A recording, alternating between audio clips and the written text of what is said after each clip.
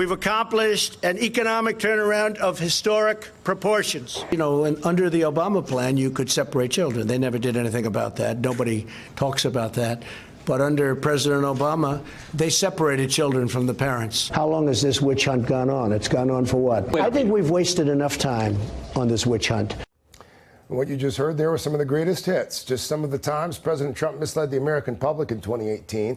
And as this year comes to a close, NBC News is looking at the 10 biggest falsehoods we heard from the president by fact-checking his claims on everything from tariffs and tax reform to the border and job creation. I'm joined now by NBC News political reporter Jane Tim. She has been working on this story throughout the course of the year. We just heard there in that Fox News interview the president referring to the investigation again as a witch hunt, as one of his favorite lines. We should note again for our viewers and listeners that this is the same witch hunt that so far has resulted in some 33 people being charged with crimes, seen 3 senior Trump associates convicted. Where do you rank this particular falsehood and why? You know, we put this one at number 3. It's really a big falsehood. It is a falsehood you can't get away from if you are awake in 2018. We heard it sort of nearly every other day, but it's also not affecting our voters in a daily basis. So, and it also hasn't played out. So we don't know the full extent of the Mueller investigation because we haven't seen all of the charges. We haven't seen everything that is out there. There are court filings that indicate there's a lot going on behind the scenes, and I think it could rise up the list next year. Not to get into too much of the methodology here, but how did we go about determining which ones were the biggest? Is it a lie that the president told most often? Is it a lie that perhaps could be most impactful in terms of the perception that voters might have? So I fact check every day, listening to what the president says, reading the facts, trying to understand everything, and bring context to those conversations. And the falsehoods that we heard constantly, and the ones that were really big and influential and affected how the country works, and how Americans perceive the Justice Department, and how they look at who is in charge of the justice system in America. And that's how this one got so high up on the list. Here's another one that's perhaps the most timely and notable. The president said on Fox News in October of 2018, "We are building the wall as we speak." He tweeted Monday night, "We're already building and renovating many miles of wall, some complete."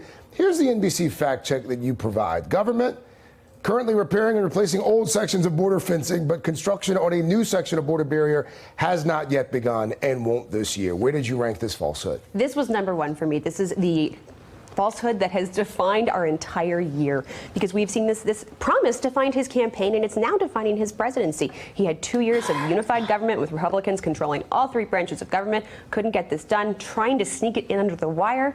And at the end of the day, I have gone through every single part of the border construction projects that we have, that they're fences. They're not the big cement border wall or the big concrete border wall that we were promised. Mexico hasn't paid for it. And for Trump, this falsehood really goes with everything for him. He sees it as trade. He sees it as ties to security. He sees it as ties to how other countries look at him as a leader. He really, really wants this win. His voters want this win, so much so that you see a GoFundMe with people giving money to build this border wall. Which is ironic because, again, as you point out, Mexico was supposed to pay for it.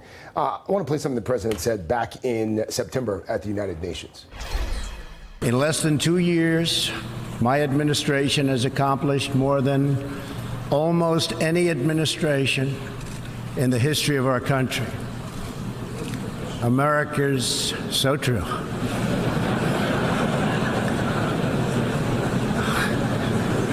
Didn't expect that reaction, but that's okay.